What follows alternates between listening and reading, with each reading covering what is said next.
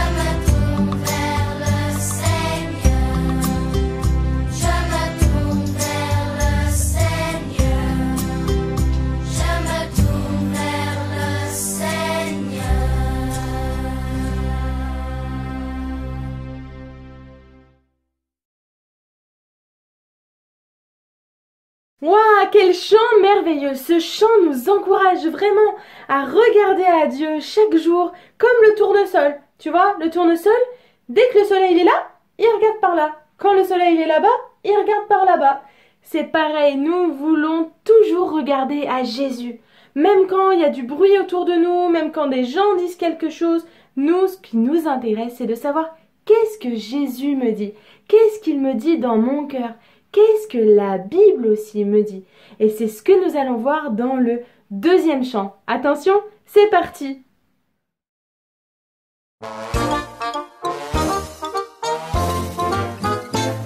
La Bible, quel livre merveilleux! Je m'y tiens ferme, je crois toujours à la Bible. La Bible, quel livre merveilleux! Je m'y tiens ferme, je crois toujours à la Bible. Tu les trouves dans les hôtels, dans les tiroirs près du lit. Les mots sont les consignes que Jésus nous a données. La Bible, quel livre merveilleux! Je m'y tiens ferme, je crois toujours à la Bible.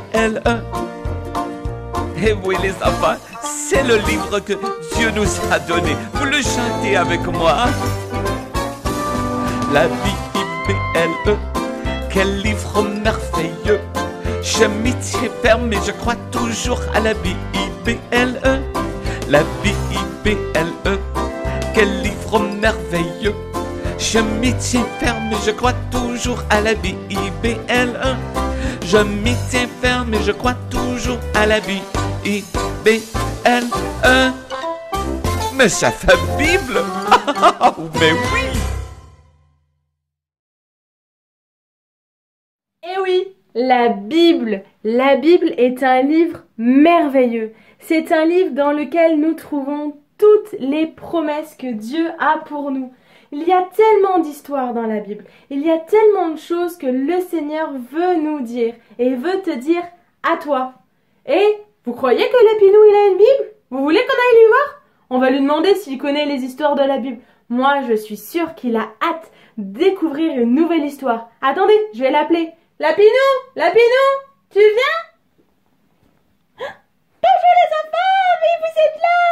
C'est une joie pour moi de vous voir! Je suis trop contente!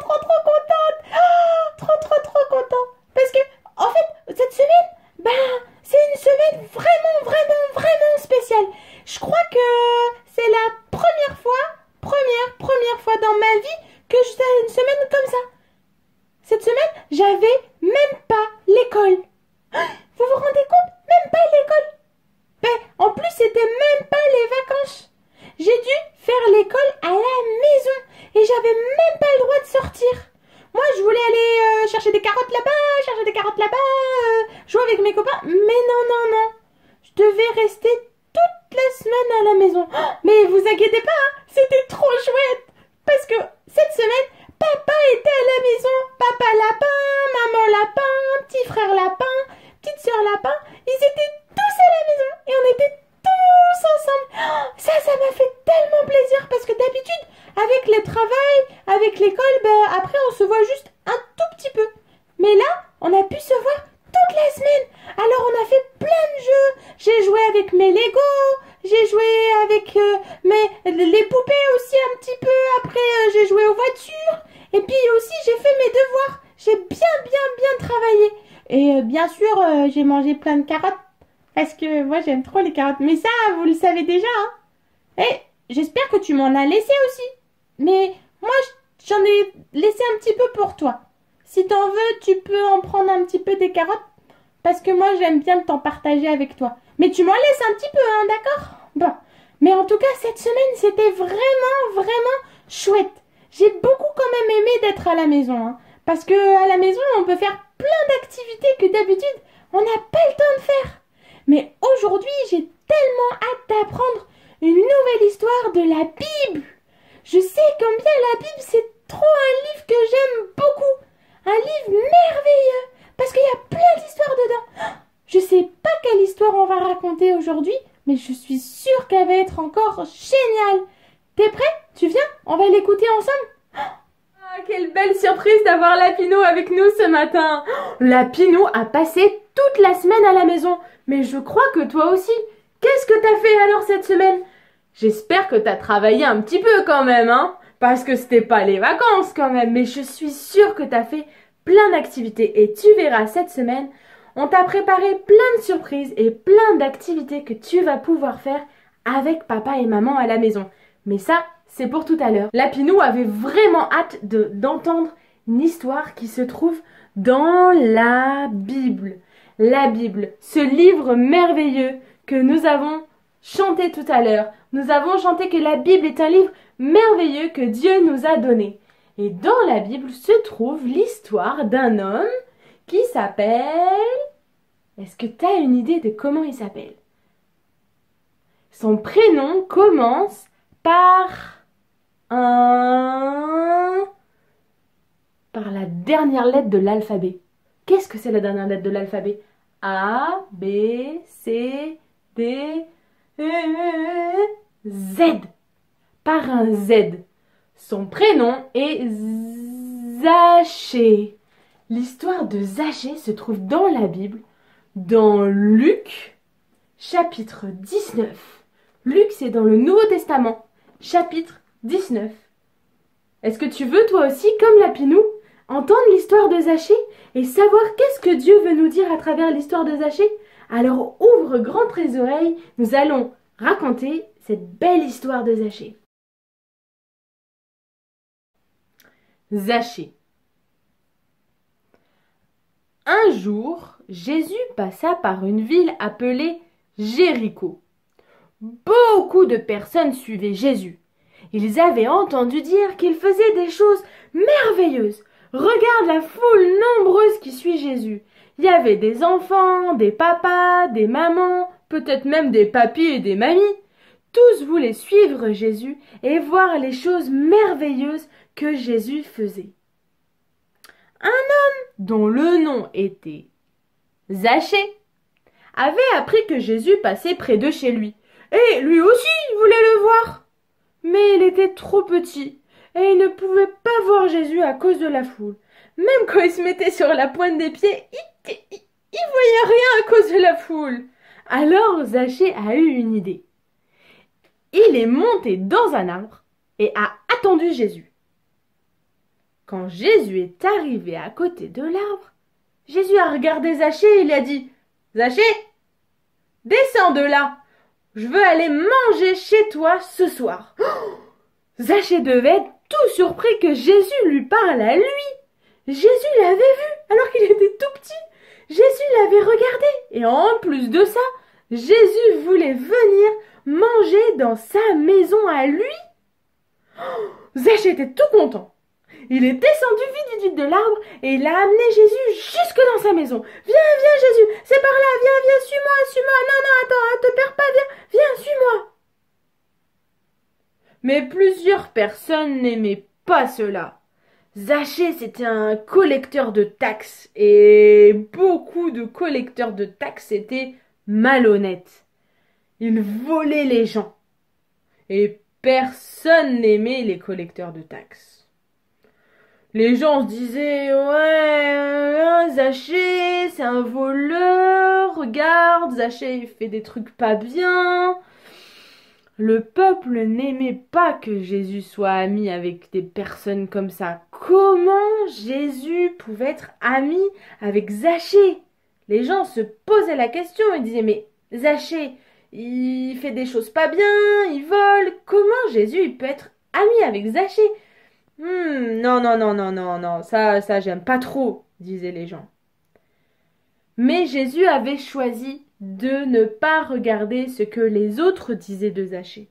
Jésus avait choisi d'aimer Zachée quand même. Et il était venu jusque dans sa maison. Tu vois sur la photo? Ils sont tous autour de la table avec un bon repas et Jésus est dans la maison de Zachée. Et qu'est-ce qui s'est passé? Zachée dit à Jésus, « Je vais donner la moitié de tous mes biens aux pauvres. Et aussi, tous ceux à qui j'ai volé de l'argent, je vais tout leur donner, tout redonner tout ce que j'ai volé, et même 4 fois plus. » Zachée avait compris que Jésus l'aimait, mais que ce qu'il faisait n'était pas bien. Alors, Zachée a demandé pardon. Et il a décidé de changer de comportement. Et tout l'argent qu'il avait volé, il allait tout redonner. Et même 4 fois plus. Jésus bénit Zachée. Et Jésus dit à Zachée, aujourd'hui, le salut est entré dans cette maison. C'est la raison pourquoi Dieu a envoyé Jésus, son fils, pour aider les gens à comprendre l'amour de Dieu. Wow, les enfants, cette histoire de Zachée, qu'est-ce qu'elle me parle? Qu'est-ce que je la trouve intéressante? Parce qu'elle nous apprend plein de choses. Vous voyez, Zachée, c'était un homme que personne ne voulait fréquenter, que personne ne voulait être son ami.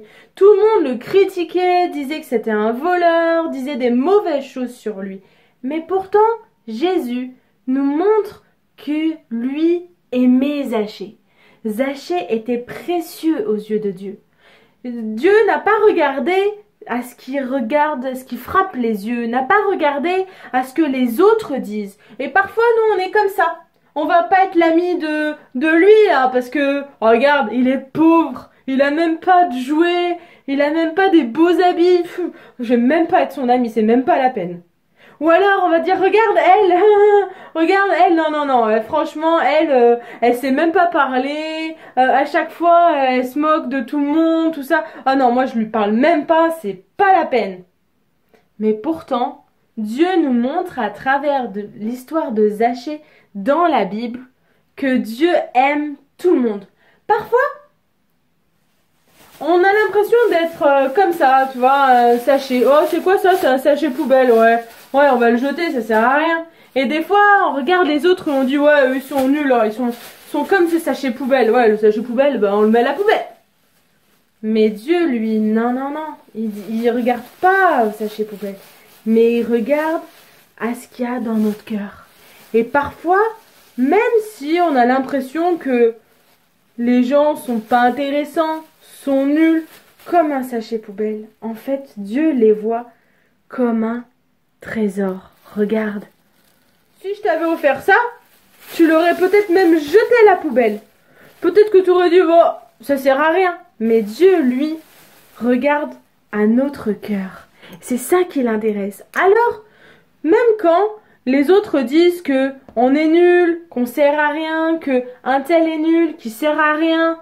Non, non, non. La Bible nous apprend à accueillir tout le monde, à être bons les uns avec les autres. Parce que Dieu, lui, aime tout le monde. Et ça, c'est une belle promesse, mais c'est aussi un beau défi. À travers l'histoire de Zachée, nous avons compris que Jésus ne rejette personne, mais qu'il aime tout le monde. Ben, nous aussi, on doit apprendre à aimer tout le monde. Alors, cette semaine, c'est vrai, je peux pas accueillir mes amis chez moi, je peux pas les voir le soir, mais je peux peut-être leur faire un beau dessin et leur envoyer, ou leur envoyer un message. Penser à eux, leur dire que je les aime. Ça, c'est un beau défi, dis donc. Et je te propose cette semaine de, vu que tu as un petit peu de temps, de faire un tri dans tous les jouets que tu as. Peut-être que tu as des jouets que tu ne te sers plus, peut-être que tu as des habits dont tu ne sers plus, peut-être que tu as des affaires dont tu ne te sers pas trop. Ben, cette semaine, profites-en pour faire le tri dans tous tes jouets, tous tes vêtements et voir s'il n'y a pas des jouets ou des vêtements qui sont encore en bon état mais dont tu ne te sers plus et que tu pourrais donner à des enfants qui n'ont pas assez d'habits, à des enfants qui n'ont pas assez de jouets. Essaye cette semaine de prendre le temps pour ça et ça, c'est ton défi de cette semaine. Tu me diras si tu as réussi. Je suis sûre que la personne qui va recevoir tes jouets va être tellement contente de recevoir un cadeau de ta part. Alors c'est un beau défi qui te rappellera l'histoire de Zachée. Zachée que personne voulait, mais que Jésus a accueilli. Oh les enfants, cette histoire de Zachée, qu'est-ce qu'elle est trop chouette! Je l'avais oubliée! On me l'avait raconté quand j'étais petit, mais après, moi j'ai oublié. En plus, Zachée, il est petit comme moi. Alors, ça veut dire que je suis pas trop petit pour que Jésus me voie. Et puis aussi, il regarde pas est-ce que je suis bien coiffée, est-ce que je suis riche, est-ce que j'ai beaucoup de carottes ou un tout petit peu de carottes. Ça veut dire que Jésus nous aime comme on est. Moi, je vais vraiment faire attention avec tous mes amis, à être gentille aussi avec tout le monde. Et moi aussi, cette semaine, je vais faire le tri de tous mes jouets. Je vais regarder, je crois que, en fait, par exemple, j'ai trop de voitures. Et peut-être je vais en donner un petit peu pour des enfants qui en ont pas du tout. Je suis sûre qu'ils vont être trop contents quand ils vont trouver les voitures. Après, ils vont être trop dans la joie. Après aussi, je crois que j'ai des livres que je peux donner. Comme ça, les enfants, ils vont pouvoir aussi avoir des belles histoires. Parce qu'il y a des livres que je lis plus trop. Ou je les connais déjà par cœur. Alors peut-être que je vais pouvoir en donner quelques-uns. Oh ouais, je vais faire ça cette semaine. Parce que j'ai plein de temps aussi pour faire des activités toute la semaine. C'est une chouette idée, dis donc. Moi, je suis trop contente de pouvoir partager avec tout le monde et leur montrer combien je les aime. Et aussi, c'est sûr que je vais faire un dessin pour mes voisins. Après, je vais leur mettre dans la boîte à lettres.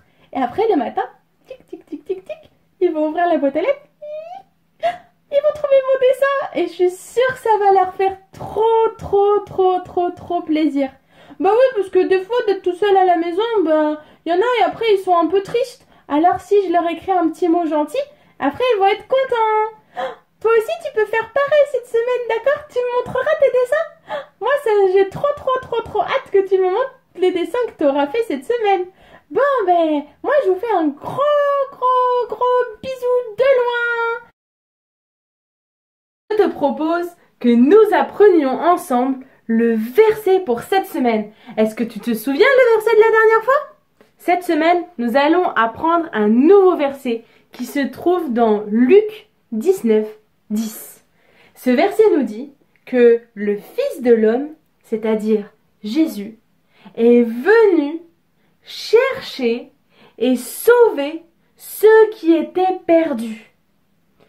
Le Fils de l'homme, donc Jésus, le Fils de l'homme, il est venu chercher et sauver ceux qui étaient perdus. Tous ceux qui étaient éloignés de Dieu, Jésus est venu pour les ramener et leur dire combien Dieu les aime. On le refait une dernière fois? Car le Fils de l'homme est venu chercher et sauver ceux qui étaient perdus. Les enfants, vous savez quoi? L'église, c'est pas le dimanche, c'est pas que le bâtiment. La Bible dit que l'église, c'est nous. Nous sommes l'église. Alors, toute la semaine, ce que nous avons appris, nous allons le garder en tête et le mettre en pratique. Et vous allez voir, durant toute la semaine, nous vous avons préparé plein d'activités pour jouer en famille, pour faire de la cuisine en famille et vous rappeler l'histoire de Zachée. Zachée, l'histoire de Zachée qui nous montre que Dieu aimait tout le monde et que nous aussi, nous devons aimer tout le monde et pas aimer tout le monde que le dimanche. Parce que être l'église, c'est ça, c'est vivre comme Jésus nous demande de vivre. Et si Jésus nous a montré l'exemple avec Zachée, nous, on va faire pareil avec les autres. Alors cette semaine, lisez bien toute la lettre de nouvelles qu'on a envoyée à papa-maman. Dedans, il y a plein de jeux à faire, des recettes de cuisine à faire et plein d'autres activités à faire en famille. Donc si papa et maman l'ont pas lu, il faut vite aller le lire avec eux. Dis-leur d'aller vite regarder cette lettre-là et de faire toutes ces activités ensemble parce que cette semaine, je suis sûre que tu as plein de temps. En tout cas, c'était une joie et un plaisir d'être avec toi. Et si tu veux bien, on va juste finir en priant ensemble. Ferme tes yeux et tu peux répéter avec moi cette prière. Merci Jésus, parce que tu m'aimes et que tu m'as donné des copains et des copines. Aide-moi, Jésus, à les accueillir et à partager tous mes jouets avec eux. Dans le nom de Jésus, Amen. Amen les enfants. Je vous souhaite une très belle semaine. Et pour finir, j'ai une petite expérience pour vous encourager à bien vous laver les mains. Est-ce que vous êtes prêts? J'ai trouvé cette expérience tellement rigolote que je voulais vous la montrer et vous pouvez même la refaire avec papa-maman. Allez, c'est parti, ça c'est du bonus. On va dire que tous les points noirs sont des microbes du virus. Si tu trempes ton doigt dedans,